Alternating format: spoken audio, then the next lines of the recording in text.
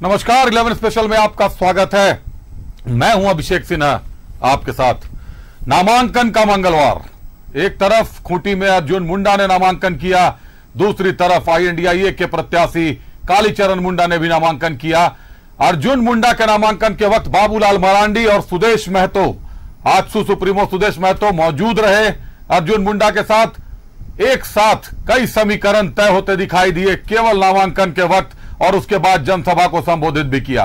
दूसरी तरफ कालीचरण मुंडा के नामांकन के वक्त कई बड़े चेहरे, चंपई सोरेन वहां पर शामिल थे, बाकायदा गुलाम अहमद मीर, प्रदेश अध्यक्ष राजेश ठाकुर, कांग्रेस के कई दिग्गज नेता शामिल थे वहां पर। लोकसभा चुनाव का नॉमिनेशन शुरू हो गया झारखंड में। नॉमिनेशन नामांकन, आज पहले फेज का नामांकन किया गया है। खूंटी का नामांकन रोचक रहा, दिलचस्प रहा, क्योंकि खूंटी में शक्ति प्रदर्शन किया गया। दोनों ही दलों ने जबरदस्त शक्ति प्रदर्शन किया। हालांकि नामांकन जोबा मांझी ने भी किया, मुख्यमंत्री चंपाई सोरेन वहां भी थे मौजूद, कल्पना सोरेन मौजूद थी, लेकिन कांग्रेस के कोई बड़े नेता हो, कोई कद्दावर नेता वहां पर नजर नहीं आए। खूंटी में INDIA ने पूरी तरीके से शक्ति प्रदर्शन किया, जनसैलाब भी उमड़ा। अर्जुन मुंडा ने भी शक्ति प्रदर्शन किया, पूरी तरीके से जनसैलाब उमड़ा। दोनों ही दलों ने ताल ठोक दी है, जीत के प्रति आश्वस्त है। बाकी नतीजे बताएंगे कि जनता की उंगली पर किसकी सरकार आती है। देखिए ये रिपोर्ट। खूंटी में कांग्रेस पर बरसे रक्षा मंत्री राजनाथ सिंह। कहा हिंदू मुस्लिम की राजनीति करती है कांग्रेस। पूछा संपत्ति का सर्वे क्यों कराना चाहती है कांग्रेस। रक्षा मंत्री राजनाथ सिंह ने कांग्रेस पर बड़ा हमला बोला। राजनाथ सिंह ने पूछा कि आखिर कांग्रेस संपत्ति का सर्वे क्यों कराना चाहती है। उन्होंने कांग्रेस पर हिंदू मुस्लिम की राजनीति करने का आरोप लगाया। राजनाथ ने कहा कि हम हिंदू मुस्लिम के आधार पर भेदभाव नहीं करते। देश में जो भी गरीब हो उसकी मदद की जानी चाहिए, चाहे वो हिंदू हो, मुस्लिम हो, ईसाई हो या कोई भी। अब यहां पर कांग्रेस के लोग क्या कह रहे हैं जानते हैं? कांग्रेस के लोग कह रहे हैं कि साहब अब हम लोग जो है एक काम करेंगे, संपत्तियों का सर्वे कराया जाएगा। आपके पास कितना धन है, आपके पास कितना धन है, तो सर्वे कराया जाए। क्यों सर्वे करा रहे हो संपत्तियों का? ED CBI पूछती हो तो आप अपनी संपत्ति बताते नहीं हो, ऐसे तो अपनी संपत्ति बताओगे। ये आपकी आंखों में धूल झोंक रहे हैं और कहते हैं देश के संसाधनों का बंटवारा होगा, और यह भी कहते हैं कि जो माइनॉरिटी है और पर्टिकुलरली मुस्लिम, माने जो अल्पसंख्यक है उसमें भी जो मुस्लिम है, उनको प्राथमिकता दी जानी चाहिए। पहला क्लेम यदि इस देश की प्रॉपर्टी पर किसी का बनता है तो उनका बनता है। बताइए क्या तमाशा है? मेरे भाइयों, हम लोग हिंदू मुसलमान के आधार पर भेदभाव नहीं करना चाहते। बराबर देश को हिंदू मुसलमान के आधार पर बांटकर इन कांग्रेस के लोगों ने राजनीति की। खूंटी में बीजेपी प्रत्याशी अर्जुन मुंडा के नामांकन के बाद आयोजित जनसभा में राजनाथ सिंह ने कांग्रेस पर सीधा हमला बोला। राजनाथ सिंह ने झारखंड के पूर्व CM के 1.5 दिन तक गायब रहने को लेकर भी सवाल उठाए। और एक मुख्यमंत्री साहब तो आपके ऐसे हैं जो कि इस समय कहां हैं, सरकार के मेहमान हैं। उनके बारे में मुझे कुछ ज्यादा नहीं कहना है, लेकिन एक बात मुझे बेहद आश्चर्य उस समय का था जब मुझे यह जानकारी मिली कि झारखंड के मुख्यमंत्री 1.5 दिन से लापता है। मेरा भाइयों, लंबे समय से मैं भारत में राजनीति कर रहा हूं, लेकिन किसी मुख्यमंत्री के लापता होने की खबर मैंने अपने जीवन में पहली बार सुनी है। यदि कहीं का मुख्यमंत्री लापता है तो यहाँ का लापता। जनसभा को संबोधित करते हुए बाबूलाल मरांडी ने इंडी गठबंधन को विकास विरोधी बताया। वहीं अर्जुन मुंडा ने कांग्रेस और उनके सहयोगियों पर सौदेबाजी और घोटालेबाजी की राजनीति करने का आरोप लगाया। जबकि सुदेश महतो ने कहा कि इंडी गठबंधन के पास न चेहरा है न कोई संकल्प। इंडी अलायंस के जो गठबंधन है वो सारे के सारे लोग झारखंड के विरोधी है, विकास के विरोधी है, और आज वो लोग झारखंड में लोगों को भ्रमित करने की कोशिश कर रहे। और इसलिए मैं आप सब लोगों से यही निवेदन करूंगा, इस बात का गर्व है कि आजादी के लंबे कालखंड तक कांग्रेस ने और ऐसे दलों ने सौदेबाजी की राजनीति की आज घोटालेबाजी की राजनीति कर रहे हैं, लेकिन भारतीय जनता पार्टी इस राज्य का निर्माण भी किया और भगवान बिरसा मुंडा के धरती को नमन करते हुए 15 नवंबर को गौरव दिवस के रूप में देश भर में मनाने का संकल्प लिया। मैं इतने कहूंगा कि जिस गठबंधन ने अपना नेता तय नहीं किया, जिस गठबंधन का देश को लेकर कोई संकल्प नहीं, मैं उनके लिए यही कहता हूं कि मोदी का विकल्प इस देश में उनके लिए कहीं कोई नहीं हो सकता, केवल मोदी जी ही इस देश को आगे ले जा सकते हैं। अर्जुन मुंडा ने बीजेपी प्रत्याशी के तौर पर खूंटी लोकसभा सीट पर नामांकन दाखिल किया। इस मौके पर बाबूलाल मरांडी, कन्हैया मुंडा और सुरेश महतो मौजूद रहे। वहीं नामांकन से पहले अर्जुन मुंडा ने अमेश्वर धाम में पूजा अर्चना की। न्यूजीलैंड भारत के लिए खूंटी से भावना के साथ ब्यूरो रिपोर्ट।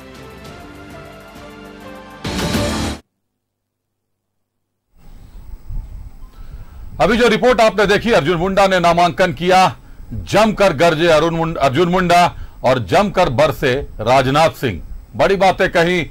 मुख्यमंत्री, पूर्व मुख्यमंत्री हेमंत सोरेन पर भी निशाना साध दिया। 1.5 दिन लापता रहने का मुद्दा भी उठा दिया, वो भी खुले मंच से। रक्षा मंत्री है, केंद्रीय मंत्री है, कई आरोप लगाए, कई गंभीर आरोप लगाए। बाबूलाल मरांडी ने भी कहा कि ये पहली सरकार है जो जमीनों पर कब्जा करती है, परिवारवाद को बढ़ा रही है, परिवार को, केवल परिवार का विकास चाहती है।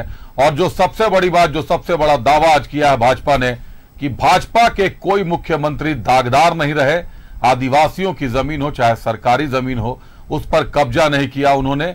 जो मामला अभी संज्ञान में आया, चाहे मधु कोड़ा जेल गए हो, पूर्व मुख्यमंत्री आदरणीय गुरुजी शिबू सोरेन को जेल जाना पड़ा हो, या पूर्व मुख्यमंत्री हेमंत सोरेन जेल गए हो, भाजपा के कार्यकाल में ऐसा कोई मुख्यमंत्री नहीं हुआ जो दागदार रहा। ये रही अर्जुन मुंडा के नामांकन के बाद की जनसभा। अब हम आपको दिखाएंगे कालीचरण मुंडा के नामांकन की और उसके बाद का जन आंदोलन, जो जनसभा को संबोधित किया।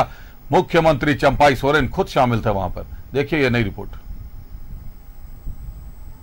गठबंधन के उम्मीदवारों का नॉमिनेशन। सिंहभूम से जेएमएम की जोबा मांझी ने भरा पर्चा। खूंटी से कांग्रेस के कालीचरण मुंडा ने भरा पर्चा। लोकसभा के रण में नॉमिनेशन का मंगलवार रहा।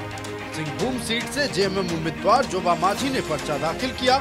इस मौके पर मुख्यमंत्री चंपाई सोरेन और कल्पना सोरेन साथ जेएमएम के कई नेता मौजूद रहे। नामांकन दाखिल करने के बाद एक जनसभा का भी आयोजन किया गया। इस मौके पर मुख्यमंत्री चंपाई सोरेन ने जहां केंद्र सरकार पर निशाना साधा, वहीं झारखंड की सभी सीटों पर महागठबंधन की जीत का दावा किया। 2019 में विधानसभा में हम लोग कोल्हान में एक भी सीट नहीं दिया। वही संकल्प आप लोग लीजिएगा पूरा झारखंड में कि एक भी सीट हम लोग 14 के 14 महागठबंधन ही जीतेगी। यहाँ से लेके मैदान से लेके रोड तक सारे हमारे झारखंड मुक्ति मोर्चा को, इंडिया गठबंधन को यहाँ समर्थन देने के लिए लोग पहुंचे हुए हैं। और हमारी माननीय लोकप्रिय हमारी विधायक जी हैं जो अब मंत्री बनने का तैयारी करेंगी, एमपी बनने का तैयारी करेंगे, सॉरी मैं गलत बोल रही हूँ, एमपी बनने का तैयारी करने वाली है। जीत हमारी सुनिश्चित है, बस औपचारिकता बाकी है। देखिए यहाँ पर मुद्दा अनेक है, जल जंगल जमीन भी है और यहाँ पर बहुत सारा खनन क्षेत्र होने के नाते यहाँ रोजगार भी है और अपना सामाजिक व्यवस्था को भी बचाना है, संस्कृति को भी बचाना है और अपने आप को भी बचना है। इधर खूंटी लोकसभा सीट पर कांग्रेस प्रत्याशी कालीचरण मुंडा ने नामांकन दाखिल किया। इस मौके पर मुख्यमंत्री चंपाई सोरेन के साथ कांग्रेस के प्रदेश प्रभारी गुलाम अहमद मीर और प्रदेश अध्यक्ष राजेश ठाकुर के साथ साथ कांग्रेस कोटे के 3 मंत्री मौजूद रहे। नामांकन करने के बाद रोड शो का भी आयोजन किया गया, जिसमें मुख्यमंत्री भी मौजूद रहे। इस मौके पर कालीचरण मुंडा ने अपनी जीत का दावा किया। मूड बना हुआ है, फिर इंडिया गठबंधन की जीत होगी, कांग्रेस पार्टी की जीत होगी।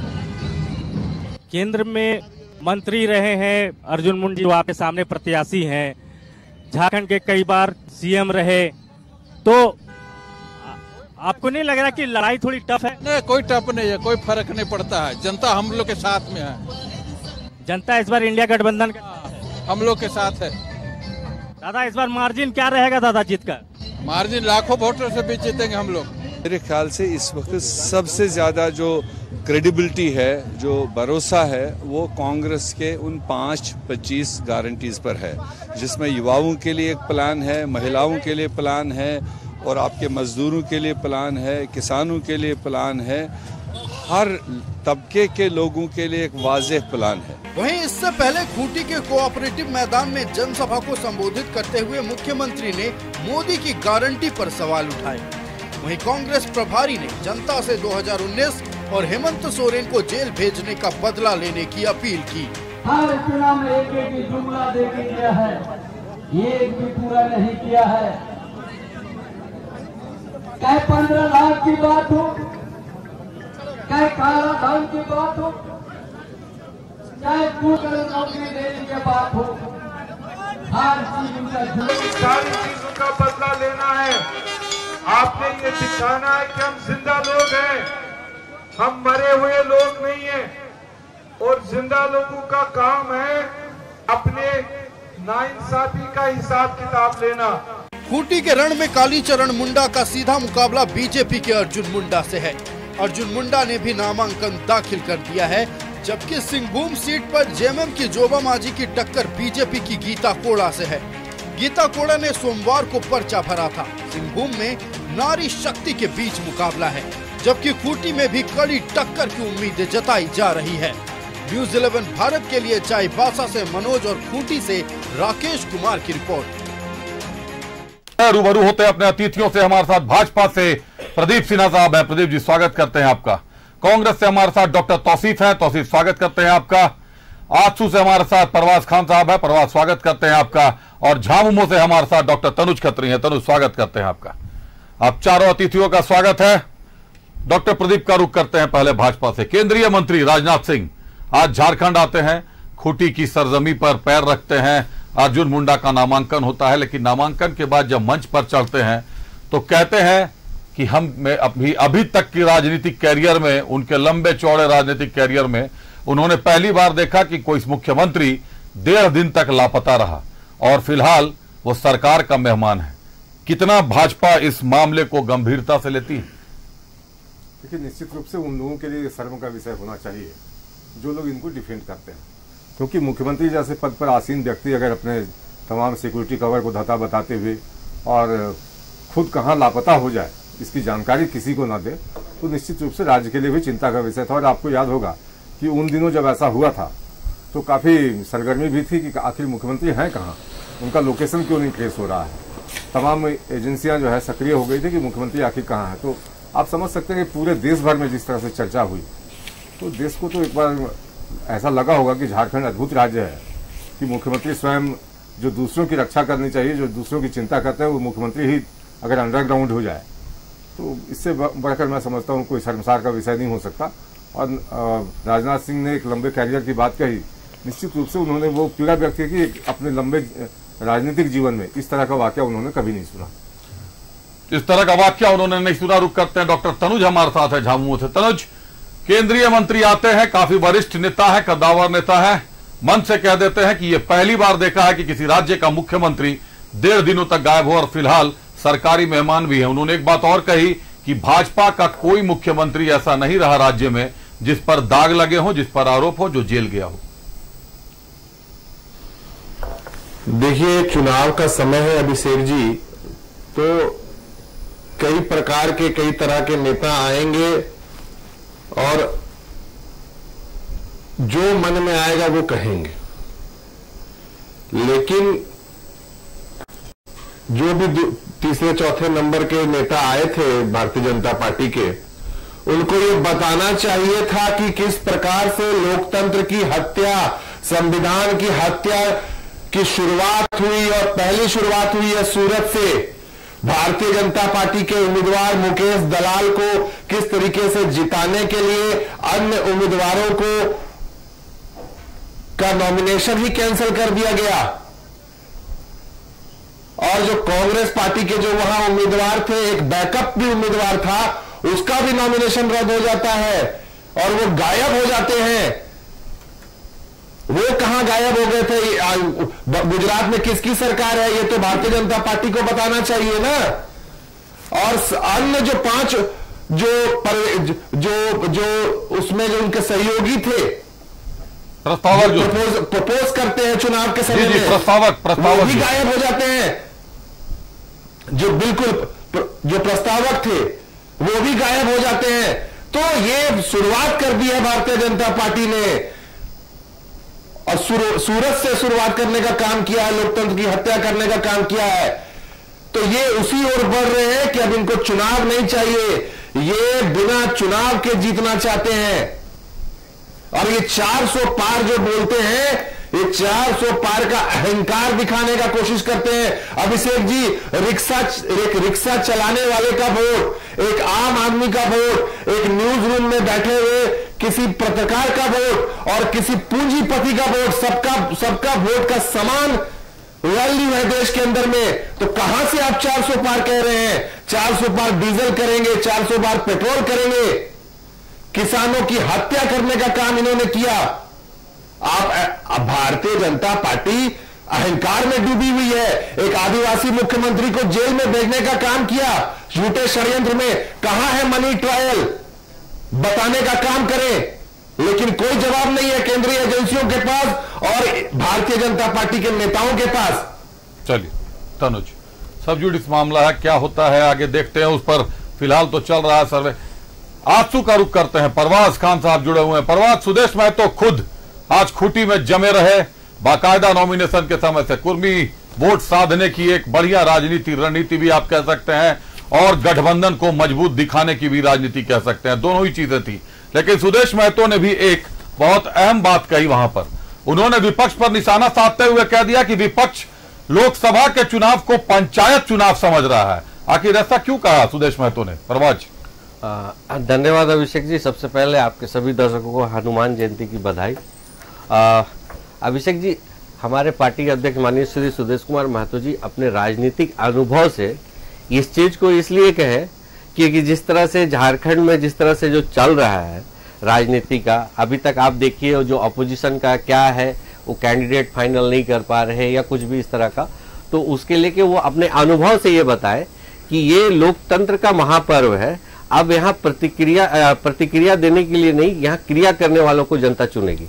इसलिए उन्होंने स्पष्ट रूप से कहा कि लोकतंत्र का महापर्व है, इसमें सबको भागीदारी के साथ में एकदम चुनाव लड़ना चाहिए था। मुद्दा जनता का मुद्दा के साथ में उसको चुनाव लड़ना चाहिए। यहाँ तो आप देखिए, अभी 2 दिन पहले हम लोग जमशेदपुर में था, जमशेदपुर में आंसू का कार्यक्रम था, वहां भी प्रत्याशी नहीं थे। अब इस तरह का चीज अगर हो रहा है, अब प्रत्याशी है, हमारे तो कार्यकर्ता एनडीए के हर एक जगह पे जा रहे हैं, लेकिन सामने कौन है, क्या है, क्या मुद्दा लेके लड़ेंगे, ये लोग को कुछ मतलब नहीं। ये लोग इसी तरह से ढूलमूल रवैये से चाह रहे हैं। इसी के लिए माननीय अध्यक्ष श्री सुदेश कुमार महतो जी ने कहा कि ये जिस तरह से ये माहौल बना के चले हैं कि इस तरह का चीज लोकतंत्र में ये सुहाता नहीं है। चलिए, सुदेश महतो ने इसलिए कहा क्योंकि सीटों के बंटवारे पर अभी तक सहमति नहीं बनी है, प्रत्याशियों की घोषणा हर सीट पर नहीं हुई है। लेकिन जहां तक मैं समझता हूं, सुदेश महतो का सीधा निशाना था कि लोकसभा चुनाव केंद्रीय नेतृत्व के चुनाव के लिए होता है, प्रधानमंत्री के चुनाव के लिए होता है। एनडीए के पास वो चेहरा है प्रधानमंत्री नरेंद्र मोदी का, और INDIA ने अभी तक अपने चेहरे की घोषणा नहीं की है। जब भी हम बात करते हैं, सवाल करते हैं, कहा जाता है कि चुनाव के बाद हम चेहरे की घोषणा करेंगे, लेकिन जनता को अपना प्रधानमंत्री वोट डालने से पहले जानने का मन होता है। जानना जरूरी होता है कि आखिर देश की बागडोर किसके हाथों में सौंपने वाले हैं। सीधे चलते हैं, कांग्रेस से डॉक्टर तौसीफ हमारे साथ जुड़े हुए हैं। डॉक्टर तौसीफ, ये मुद्दा बार बार उठता है कि केंद्रीय नेतृत्व में वो कौन चेहरा होगा जो देश की बागडोर संभालेगा। हालांकि जवाब मुझे मालूम है, आप मुझे ये बताएंगे कि ये चुनाव के बाद जो सबसे बड़ा दल होगा वो ये निर्णय करेगा। लेकिन एक आम आदमी जरूर ये सोचता है कि देश की बागडोर, चूंकि लोकसभा चुनाव है, अगर विधानसभा चुनाव होता तो भी मुख्यमंत्री के चेहरे पर लड़ा जाता है, हर राज्य में लड़ा जाता है। कोई ऐसा राज्य नहीं है जहां बिना मुख्यमंत्री के चेहरे पर लड़ा जाए। हालांकि एनडीए की भी बात करें तो विधानसभा चुनाव भी नरेंद्र मोदी के चेहरे पर ही लड़ा जाता है। लेकिन अगर बात करें लोकसभा चुनाव की, तो प्रधानमंत्री पद पर दावेदारी किसकी होगी, जनता यह जरूर जानना चाहती है। तौसीफ, देखिए, हम लोग लोकतंत्र में रहते हैं और लोकतंत्र में जीते हैं और लोकतांत्रिक तरीके से चलते हैं। जब देश में चुनाव होगा और चुनाव जीतने के बाद जो मेंबर ऑफ पार्लियामेंट होंगे वो तय करेंगे कि कौन नेता सदन होगा। ये तरीका यही है, ये ऑटोक्रेसी नहीं है। भारतीय जनता पार्टी संविधान को ताक पे रखकर ऑटोक्रेसी के तरफ जो चल रही है, तो ये हम लोग चलने नहीं देंगे। अगर ये आपने सवाल किया तो सवाल का ये माकूल जवाब यही है कि जब जीत कर लोग जाएंगे और बैठक करेंगे, उसके बाद अपना नेता सदन चुन लेंगे, वही हमारा प्राइम मिनिस्टर होगा और कैंडिडेट होगा और हम सरकार भी बनाएंगे। तो देखिए अभी एक माकूल जवाब इस पर और दे दीजिए कि आखिर ये ऑटोक्रेसी आप लोगों ने कब से त्यागी है? क्योंकि ये तो कभी कांग्रेस का इतिहास नहीं रहा। कांग्रेस नहीं, कांग्रेस हमेशा एक चेहरे पर चुनाव लड़ती रही है। चेहरे का आप देखिए ना, जिस तरह से अभी चुनाव हुआ है, चाहे वो मध्य प्रदेश का हो, चाहे ये छत्तीसगढ़ का हो या राजस्थान का हो, उसमें कहाँ भाजपा ने किसी को मुख्यमंत्री का कैंडिडेट घोषित किया था? तो मैंने तो खुद कहा कि एनडीए विधानसभा चुनाव भी नरेंद्र मोदी के चेहरे पर लड़ती, मैं तो खुद कह रहा हूं। नरेंद्र मोदी जी तानाशाह की तरह काम कर रहे हैं, तो वो करते रहे। देश की जनता इसका जवाब देगी, आप देखिएगा 4 तारीख को वो फैसला आ जाएगा। रहा सवाल दूसरा, अभी मैं आया थोड़ा देर से, तो मैं सुन रहा था कि पूर्व मुख्यमंत्री बाबूलाल मरांडी जी जो अभी भाजपा में गए हैं, नए गए हैं, उन्होंने ये कहा कि मुख्यमंत्री के बारे में कहा, पूर्व मुख्यमंत्री के बारे में कह रहे थे, जमीन के बारे में। भाजपा वालों को जरा याद है, भाजपा वालों को दिलीप सिंह जुदेव जो पूर्व मंत्री थे अटल बिहारी वाजपेयी के जमाने में, उनके मंत्रिमंडल में, उन्होंने रिश्वत लेते हुए कैमरे पे उनका पूरा कैद हुआ था और ये डायलॉग पूरे देश में दुनिया ने सुना था। उन्होंने कहा था कैमरे पे कि पैसा खुदा तो नहीं, खुदा की कसम पैसा खुदा से कम भी नहीं। ये डायलॉग पूरा ये हुआ था। तो उस चीज को याद करें, कहाँ भूल गए? पुराने हैं नेता, उनको तो मालूम होगा कि किस तरह से उनके नेता ने रिश्वत लिया था। दूसरे एक उनके नेता थे जो राष्ट्रीय अध्यक्ष थे, बंगारू लक्ष्मण, उन्होंने पैसा लेते हुए और कैमरे पे उनका सारा कुछ कैद हुआ और सब कुछ है, उनको जमानत और हाई कोर्ट वगैरह क्या क्या हुआ, सारी चीजें देश और दुनिया ने देखा।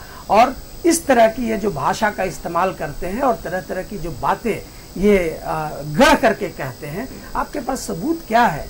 आपने तो जबरदस्ती एक चुने हुए आदिवासी मुख्यमंत्री को आपने ईडी के माध्यम से उसका जबरदस्ती इस्तीफा लेकर के और जेल में भेज दिया। क्या इस राज्य के आदिवासी इस चीज को नहीं देख रहे हैं? बहुत अच्छी तरह से देख रहे हैं। इसका माकूल जवाब मिलेगा और वोट के माध्यम से मिलेगा। क्या ये लोग तानाशाह की तरह अपना काम कर रहे हैं? तो ये देश की जनता बर्दाश्त नहीं करेगी। आप देखिए, ये अंबेडकर साहब ने इस देश को एक बेहतरीन, दुनिया का बेहतरीन संविधान दिया। उस संविधान को बचाने का काम हमारा है, इस देश की जनता का है, इस राज्य की जनता का है, इस राज्य के आदिवासियों का। ये उस संविधान ने ही दिया था कि इस राज्य का एक आदिवासी मुख्यमंत्री अपने संघर्षों से बना। ऐसा नहीं कि उनको बैठा दिया गया, उन्होंने संघर्ष किया।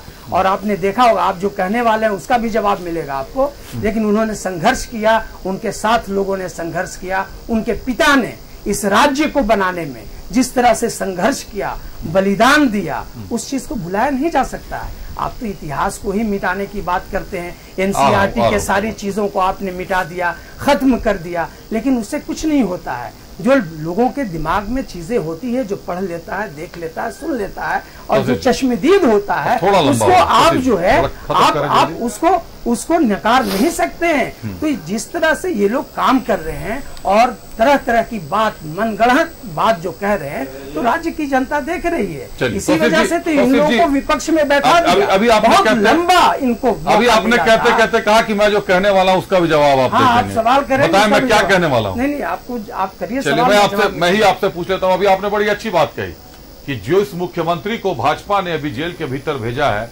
उनके पिता ने इस राज्य को सींच कर खड़ा किया, इस राज्य को खून पसीना दिया, बिल्कुल खड़ा किया। उनको सीबीआई ने गिरफ्तार किया था। उस समय क्या केंद्र में आपकी सरकार थी, आपने सीबीआई के माध्यम से गिरफ्तार करवाया था?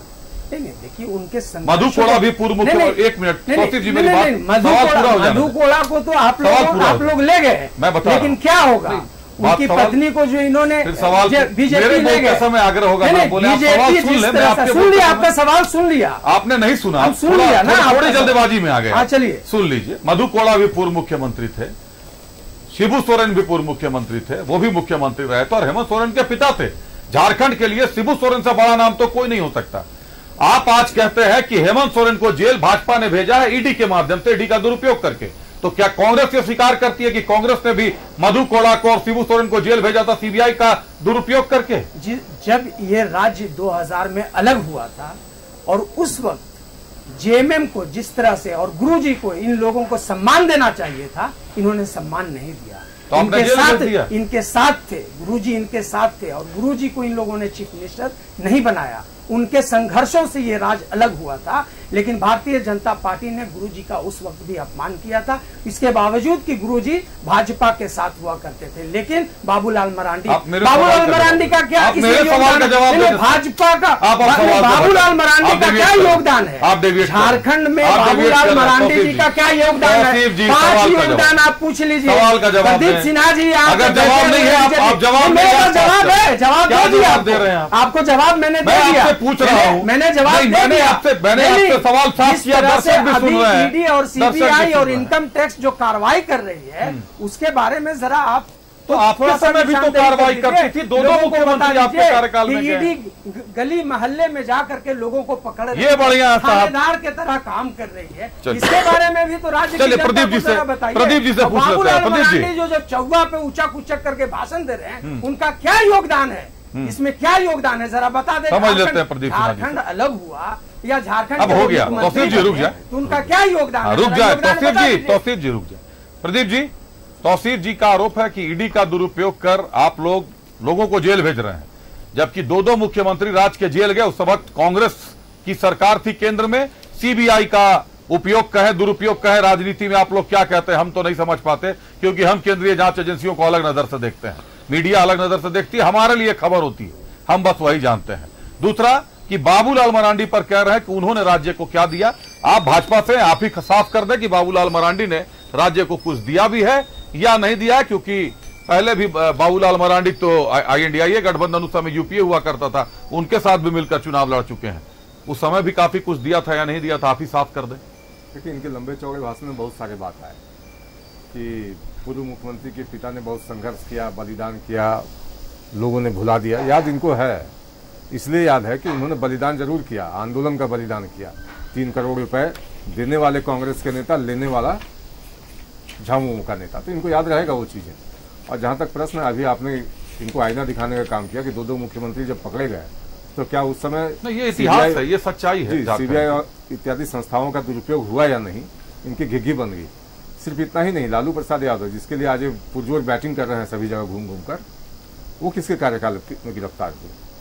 तो ये सब चीजें जो है ईडी और सीबीआई को लेकर ये लोग गए थे, 14 दल के लोग सुप्रीम कोर्ट में याचिका लगाई कि नहीं, हमारे खिलाफ जांच नहीं होनी चाहिए, दुर्भावना से प्रेरित होकर कार्रवाई की जा रही है। डांट पड़ी वहां, इनकी याचिका खारिज कर दी गई। तो मैं समझता हूं कि सभी जगह से जब इनको मुंह की खानी पड़ रही है, तो अब अनर्गल कुछ भी बोलते जाना है कि नरेंद्र मोदी तानाशाह है। तानाशाह वो था जो 12 बजे रात में पूरे देश में इमरजेंसी लगा देता है। चुनाव हारने के बाद जो फैसला आता है उनके खिलाफ कि बेईमानी से चुनाव जीती थी वो, तो उसके खिलाफ जब देश में इमरजेंसी घोषित की जाती है और विरोधी दलों के नेताओं को पकड़ कर रातों रात जेल में डाल दिया जाता है, वो तानाशाही कहलाता है। अगर नरेंद्र मोदी तानाशाह होते तो मैं समझता हूँ कि टेलीविजन चैनल पर बैठ के इस तरह से बोलने की किसी की हिम्मत नहीं होती, क्योंकि उन दिनों का अगर आपको याद होगा तो क्या किसी को स्वतंत्रता थी कि एक शब्द भी बोल सके, यहाँ तक कि मीडिया पर भी सेंसरशिप था। तो निश्चित रूप से ऐसे लोगों को पहले अपना पास्ट देखना चाहिए, गिरेबान में झांकने की आवश्यकता है। सिर्फ आरोप लगाकर निकल जाना मैं समझता हूँ कतई उचित नहीं है। जनता भी समझती है इन चीजों को कि कौन झूठ बोल रहा है, कौन सच बोल रहा है। हम तो वही कह रहे हैं जो आपने अपने शासनकाल में किया। आ रहा हूँ तौसीफ जी आपके पास। परवाज बहुत पहले से हाथ उठा रहे। परवाज जल्दी बात पूरी कर, एक ब्रेक लूंगा। एकदम जल्दी बात पूरी करता हूँ। नहीं, तौसीफ जी जो बोल रहे थे ना कि झारखंड आंदोलन के लेके, झारखंड कब का अलग हो जाया रहता अगर झारखंड का आंदोलन बिक्री न हुआ था। जिनके ये नाम लेके बोल रहे हैं कि झारखंड आंदोलन में थे, उन पे आरोप लगा हुआ है कि झारखंड को किस तरह झारखंड आंदोलन को लोग बेचे हैं। अब खरीदार कौन था? मैं तो सीधे सीधे आरोप लगा रहा हूँ कांग्रेस का, इस तरह का। अगर झारखंड बनना है तो झारखंड जन आंदोलन से बना है, उसमें आजसू पार्टी की भूमिका रही है। आप देखिए ना, झारखंड आंदोलन, झारखंड को सृजन करने के लिए श्रद्धेय अटल बिहारी वाजपेयी जी ने झारखंड को अलग किया था। ये बात कर रहे हैं नया नया, कि इनके कार्यकाल में सीबीआई को तोता बोला गया था, पिंजड़े का तोता बोला गया था। तौसीफ जी को जब पूर्व की बात याद आ रही है ना, तो कुछ कुछ अपने भी चीज को याद होना चाहिए और इस तरह से जनता के सामने ये भ्रम नहीं फैलाना चाहिए, क्योंकि ये सरकार का ना ये विदाई वर्ष है झारखंड सरकार का, और इसकी शुरुआत हो चुकी है आज का प्रथम चरण का नॉमिनेशन से। चलिए, झारखंड सरकार के विदाई का वक्त बता रहे हैं परवाज। हाँ, 13 कमल और 13 कमल के फूल के साथ एक केले का प्रसाद दिल्ली भेजने का वादा हो चुका है आज खूंटी में कि 14 की 14 सीटों पर परचम लहराएगी एनडीए। बहरहाल वक्त ब्रेक का हो गया है, एक ब्रेक ले लेता हूं छोटा सा, उसके बाद डॉक्टर तौसीफ से भी बात करूंगा, डॉक्टर तनुज को भी समझूंगा। परवाज जी ने और प्रदीप जी ने अपनी बातें रखी हैं, एक बार तनुज के पास चलेंगे, समझेंगे झामुमो 5 और 25 गारंटी को कैसे लेता है। लौटता हूं, देखिए।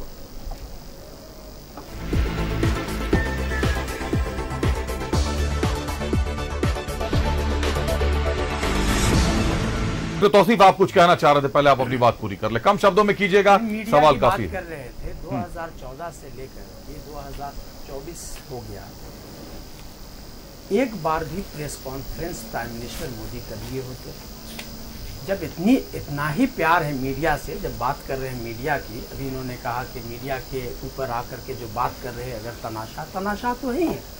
आपने जिस तरह से फेसबुक पे सेंसर लगा रखा, ट्विटर पे, एक्स पे सेंसर लगा रखा, ना जाने किन किन चीज़ों पे आपने सेंसर लगा रखा है और नज़र बनाए रखे हुए हैं, तो आपके नेता जो सुप्रीम नेता हैं, उनके अलावा तो कोई नेता ही नहीं है आपके यहाँ, तो एक बार भी प्रेस कॉन्फ्रेंस कर लेते और कुछ अच्छे पत्रकार जो निष्पक्ष पत्रकार थे उन लोगों को बुला, पत्रकार को सर्टिफिकेट भी देंगे, ये गलत बात कर लेते और तब जानते।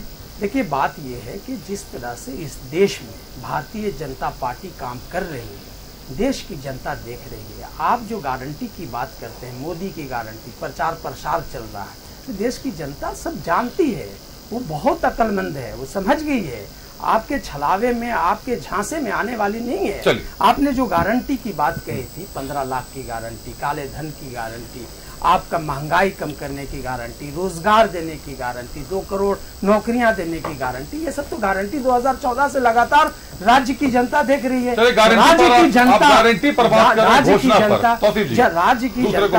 ये सारी चीजें जो है देख रही हैं। अब तनुज को कुछ कहना है? तनुज जी बोले आप। नहीं, कहना नहीं है मुझे, क्लास की तरह और आप हेडमास्टर की तरह बिहेव करेंगे, हाँ उंगली उठाएंगे तभी मौका मिलेगा तो नहीं चलेगा ना, बारी सबकी आनी चाहिए ना।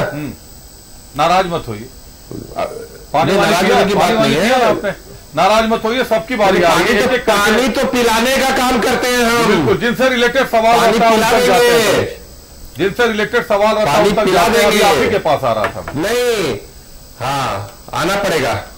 चलिए, बाध्य तो कर ही देंगे आप, अगर नहीं आऊंगा तो। चलिए, ये बता दीजिए तनुज की 2019 के विधानसभा चुनाव का आज मुख्यमंत्री चंपाई सोरेन ने दावा कर दिया कि 2019 का विधानसभा चुनाव जैसा रहा वैसा ही परिणाम लोकसभा चुनाव में भी आएगा। मुद्दे वही रहेंगे 2019 के विधानसभा वाले, या मुद्दे बदलेंगे? आपको नहीं लगता कि केंद्र में आपको एक सशक्त चेहरा चाहिए जो लोकसभा चुनाव में नेतृत्व कर सके? देखिए, निश्चित रूप से जो हाल 2019 में झारखंड की जनता ने भारतीय जनता पार्टी का किया, उससे बुरा हाल करने जा रही है इस लोकसभा के चुनाव में। अरे ये क्यों नहीं जवाब देते हैं? ये इतिहास में जा रहे हैं, जो सारे मामले कहीं नहीं बनते हैं आज के डेट में। अरे बताओ ना कि हेमंता विश्व शर्मा पर शारदा चिट फंड में 70,000 करोड़ का घोटाला था, प्रफुल्ल पटेल पर 30,000 करोड़ का घोटाला था एयर इंडिया का, अजीत पवार पर 50,000 करोड़ का घोटाला था। सब क्या भारतीय जनता पार्टी में जाते ही दूध के धुले हो गए?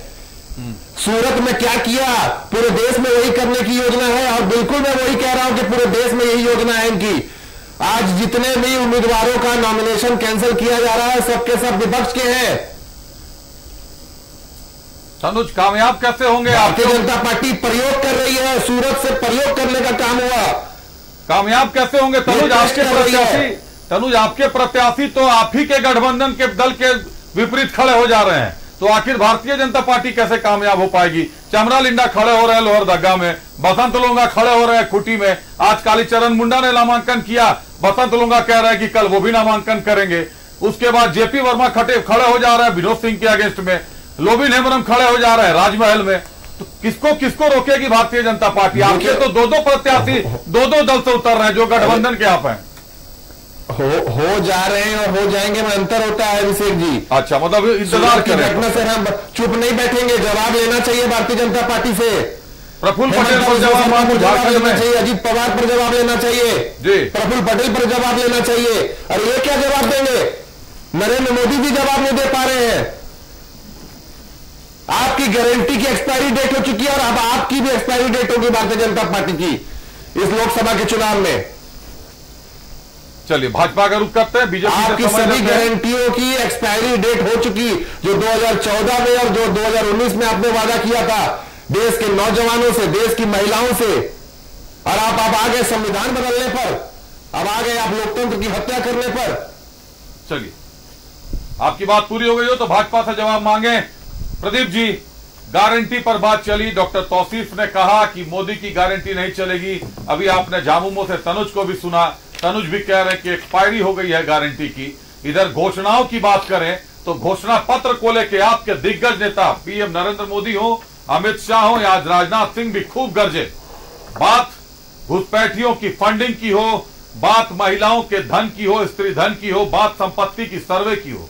आखिर घोषणा पत्र में संपत्ति के सर्वे की भी बात आ गई है जी। 6 महीने पहले चुनाव हुए थे कुछ राज्यों में, 5 राज्यों में चुनाव हुए थे जी। छत्तीसगढ़ राजस्थान में कांग्रेस पार्टी की सरकार थी, ये भी तो गारंटी बांट रहे थे वहां। तो जनता ने इनकी बातों पर भरोसा ही नहीं किया, क्योंकि 2019 के चुनाव में आपको याद होगा कि राहुल गांधी 72,000 रुपए बांटने का ऐलान कर रहे थे। लेकिन किसी भी चुनाव में अगर जनता उनकी बातों पर विश्वास नहीं कर रही हो, इसके लिए भारतीय जनता पार्टी दोषी नहीं है। क्रेडिबिलिटी अगर उनकी कम है तो स्वयं के कारण है कि लोग उनकी बातों पर भरोसा नहीं करते। और जहां तक प्रश्न है कि बहुत सारे अभी गिनाए जा रहे थे कि सूरत से शुरुआत हो गई, भाई साहब आज पूर्णिया में आपके जो नेता हैं आरजेडी के, उन्होंने कह दिया कि या तो इंडिया गठबंधन या एनडीए, पप्पू यादव को वोट नहीं देना है, या इंडिया को दो फिर एनडीए को दो। तो समझ लीजिए आप कि इन्होंने पहले ही हार मान ली है। उसके लिए भी क्या हम जिम्मेदार हैं? पप्पू यादव अगर इनके अलायंस में थे कांग्रेस पार्टी में, उन्होंने मर्ज किया अपनी पार्टी को, उसके बावजूद अगर उनको टिकट नहीं मिला, नाराजगी है, तो ये तो अलायंस को देखना चाहिए था। उसके लिए भारतीय जनता पार्टी दोषी नहीं। लेकिन वहां जाकर तेजस्वी यादव कहते हैं या तो इंडिया या एनडीए। तो ये फर्क होता है हमारे गारंटी में और आपकी गारंटी में। कोई बात में आपको भरोसा नहीं करता। और जहां तक आपने कहा कि मोदी की गारंटी पर लोगों को इसलिए भरोसा है कि पिछले 10 वर्षों में डिलीवर करके दिखाया उन्होंने। 4 करोड़ प्लस आवास अगर दिए हैं लोगों को, गरीब लोगों को जिनके पक्के मकान नहीं हुआ करते थे, तो उनका भरोसा बढ़ा है। 10 करोड़ से ज्यादा शौचालय बना, उन महिलाओं को यह सम्मान मिला जो या तो अंधेरे का इंतजार करती थी या फिर संकोचवश शौच जाने में उनको सोचना पड़ता था। तो उनको यह लगता है कि नहीं, मोदी ने हमारे सम्मान की रक्षा की। उसके अलावा उज्ज्वला योजना हो या फिर आयुष्मान योजना हो, जिस तरह से उनके सुरक्षा के लिए हम लोगों ने काम किए, सामाजिक सुरक्षा को भी, महंगाई जी अभिषेक जी बहुत अच्छा जी अभिषेक जी, मैं इस विषय से भाग भी नहीं रहा हूँ। 2 ख्याति नाम अर्थशास्त्री 2004 से 14 तक इस देश में शासन कर रहे थे, चिदम्बरम साहब और Manmohan Singh. Rate of inflation क्या था? 10% से ऊपर, डबल डिजिट में। और हमारी सरकार जब से आई 14 से लेकर 24 तक गिन लीजिए, कभी अगर rate of inflation double digit में कहा गया होगा तो आप चैलेंज करता हूँ। Reserve bank of India beach में नहीं टोका मैं आप, फिर आप सवाल लो ना, बात पूरी कर लेने थे, आपकी बात को भी नहीं काट रहे थे। तो जब रेट ऑफ इन्फ्लेशन मेरा ऊपर नहीं गया, आरबीआई भी इस बात को मानता है कि 6% से ऊपर जाने पर अलार्मिंग सिचुएशन हो सकता है, लेकिन हम कंटेन करके अगर रखे हैं तो निश्चित रूप से नरेंद्र मोदी सरकार और उनके नीतिकारों की सफलता है। तो इसको भी लेकर आप मानेंगे नहीं। आपको सिर्फ महंगाई दिख रहा है, लेकिन वैश्विक आपूर्ति श्रृंखला किस तरह से बाधित हुई है, युद्ध के जो बादल छा रहे हैं उसके कारण, उसके बावजूद भी अगर पिछले 2 वर्षों से पेट्रोल डीजल के दाम बढ़ने नहीं दिए गए, तो क्या सरकार की विफलता है? सरकार सफल रही कि हमने किसी तरह से मूल्य को नियंत्रण में रखा। और आज पूरा विश्व जिस तरह से हमारे G20 का सम्मेलन दीजिए, चाहे अन्य अवसरों पर प्रधानमंत्री जी की जो समय भी नहीं है ना, आप जब बोलते हैं तो समय होता है, दूसरे का समय में समय कम पड़ने लगता है। भरपूर समय लिया। अरे भाई मतलब गजब है यार इन लोगों का। बात आपकी हो गई हो प्रदीप जी, चलिए खत्म करता हूँ, चलिए बात दे दीजिए मौका इनको बोलने के लिए। प्रदीप जी की बात हो गई हो तो मैं का डॉक्टर तौसीफ के पास चलता हूँ। डॉक्टर तौसीफ, आज 2 जगह नामांकन हुए, खूंटी में भी नामांकन हुआ और जोबा मांझी ने सिंहभूम में नामांकन किया। सिंहभूम के नामांकन में जोबा मांझी झामुमो से हैं, मुख्यमंत्री चंपाई सोरेन, कल्पना सोरेन, झामुमो के कई बड़े चेहरे नजर आए। कांग्रेस का कोई बड़ा चेहरा उनके साथ खड़ा नहीं था। लेकिन वही बात अगर खूंटी के नामांकन पर करें, वहां पर कालीचरण मुंडा कांग्रेस के उम्मीदवार हैं, खुद मुख्यमंत्री चंपाई सोरेन सिंहभूम से वहां पहुंचते हैं और रैली को, जनसभा को संबोधित करते हैं, रोड शो करते हैं। गठबंधन में है साहब, थोड़ी औपचारिकताएं तो पूरी करनी पड़ेंगी।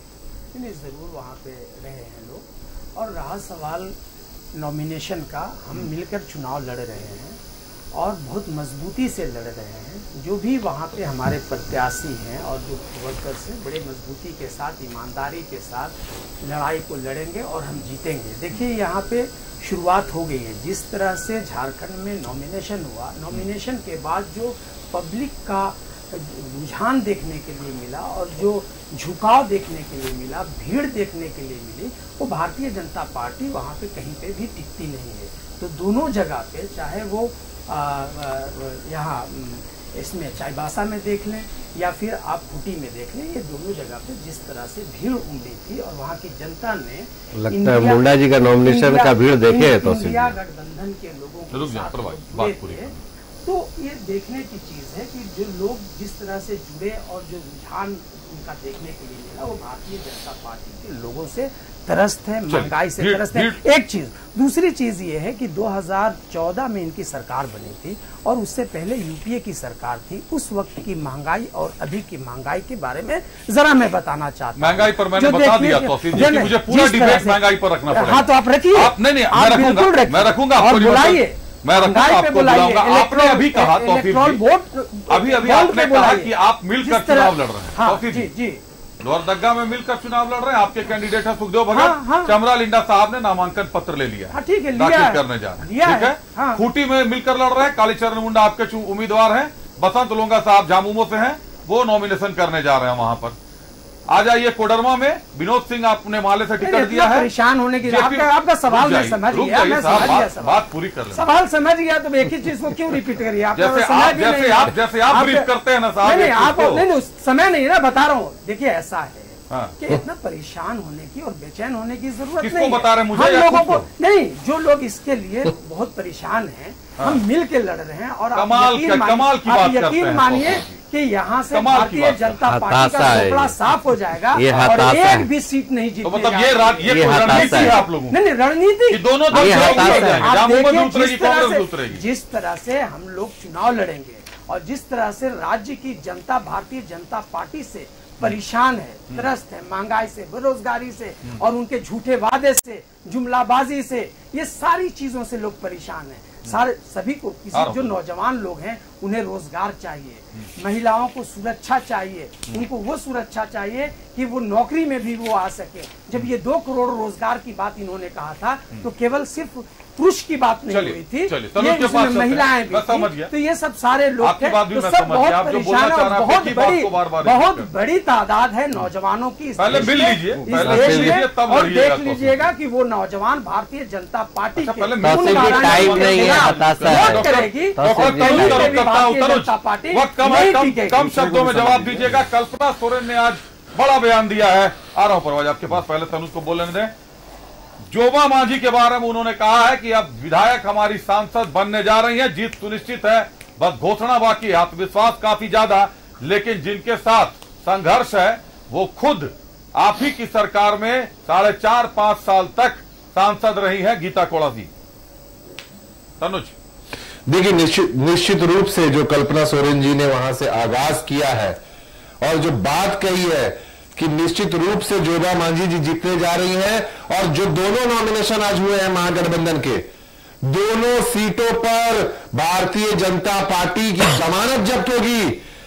ग्राउंड स्थिति इतनी बुरी है इनकी कि ये हताशा में, निराशा में, और महंगाई की बात कर रहे थे, जब बेरोजगारी की बात कर रहे थे, अरे पेट्रोल का दाम पहले 15 दिन पे और 30 दिन पे बढ़ता था, अब तो आपकी सरकार जब से आई तो रोज पेट्रोल का दाम बढ़ रहा है, कभी 40 पैसे, कभी 1 रुपया, और करते करते 100 के पार कर दिया आपने।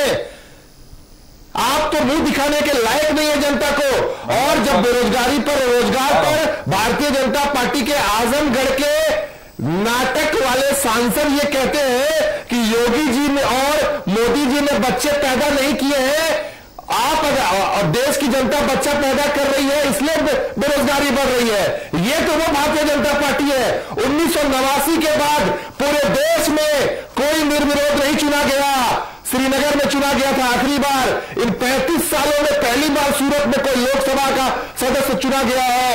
हेरा फेरी करके, मैच फिक्सिंग करके इसका जवाब देना होगा, जनता को जागना होगा, लोगों को एकजुट करना होगा। हेरा फेरी केवल केंद्र में सरकार है, हेरा फेरी केवल सूरत में ही करेगी या पूरे देश में हेरा फेरी करके बिना चुनाव के जीत जाएंगे? प्रदीप जी, परवाज आ रहा हूं आपके पास, फाइनल क्वेश्चन में आ जाऊंगा आपके पास।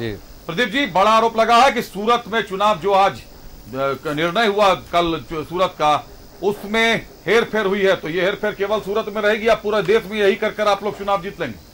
नहीं, देखिए तनुज ने बहुत बढ़िया कहा कि 89 के बाद जी ये पहली बार घटित हुआ जाकर 2024 में। तो 89 में किसकी सरकार? कांग्रेस पार्टी की सरकार थी ना, तो इसका मतलब है कांग्रेस पार्टी ने भी हेरफेर किया। अभी जवाब दीजिए ना अपने बारे में। जवाब दे रहा हूँ, अपने ही बारे में बता रहा हूँ भैया, क्यों तिलमिला रखते हो इतना? थोड़ा सा सब्र रखिए, मैं आपके बीच में कभी नहीं बोल रहा हूँ। और जहां तक प्रश्न है कि सूरत का मामला, जिस तरह से मुख्यमंत्री अभी आपने देखी कहाँ है, जनता के तिलमिलाहट देखने को मिलेगी आपको। जो अपना समर्थक और प्रस्तावक नहीं संभाल सकता वो गायब हो जाता हो, तो आप समझ सकते हैं उस प्रत्याशी की क्या स्थिति है। और जो डमी कैंडिडेट था उसका नॉमिनेशन रद्द हो गया, गलत इन्फॉर्मेशन डाला था, और बाकी के 4 लोगों ने नाम वापस लिया। गलत बयानी करना बंद कीजिए कि बाकी 4 लोगों को गायब कर दिया गया, 4 लोगों ने नाम वापस लिया। तो इसलिए इस तरह का जो नेगेटिव फैलाने की कोशिश करते हैं जो लोग, यार चुप रहोगे भाई, समझ लीजिए, फिर आपको बोलने नहीं दूंगा मैं। आप बहुत धैर्य से बोलते हैं प्रदीप जी, ऐसा नहीं है कि मैं डिबेट में मेरी आवाज ऊंची नहीं हो सकती है। मैं रोज आग्रह करता हूँ, बदतमीजी से बात करेंगे। भाई तो बीच में आप करेंगे, जब हम शालीनता से और संयम के साथ तो आपको भी शालीनता और संयम दिखाना पड़ेगा। शालीनता और संयम दर्शक उद्दंडता को देखते हैं और दर्शक उद्दंडता को समझते हैं। शालीनता और संयम दिखाना पड़ेगा। जब हम आपको शालीनता से रहते हैं तो आपको भी देखना होगा ना कि आप उस तरह से बिहेव करें। नहीं, आप बीच में टोका टोकी करेंगे तो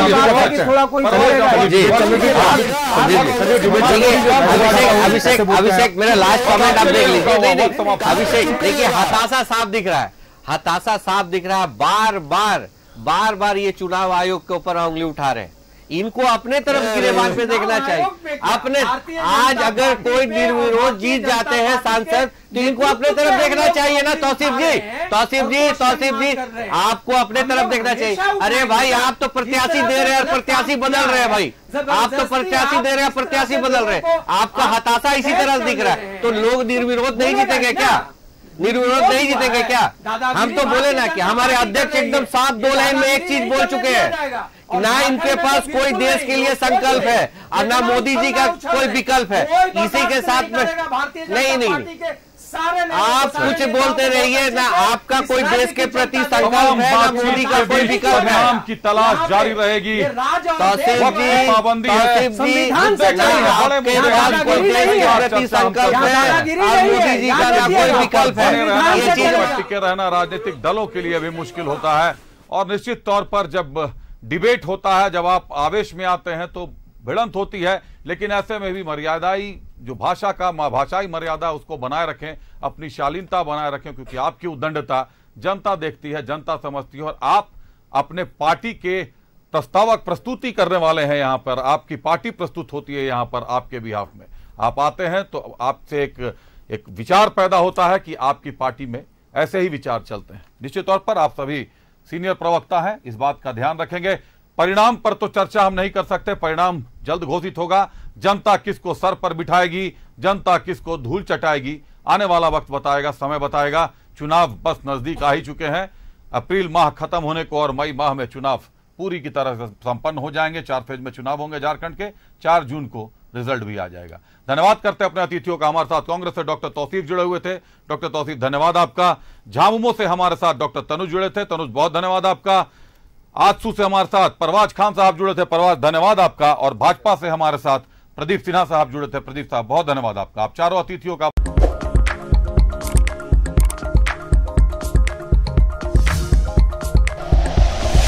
like and share videos, subscribe करें हमारा चैनल और प्रेस करें बेल आइकॉन। न्यूज़ 11 भारत, सच है तो दिखेगा।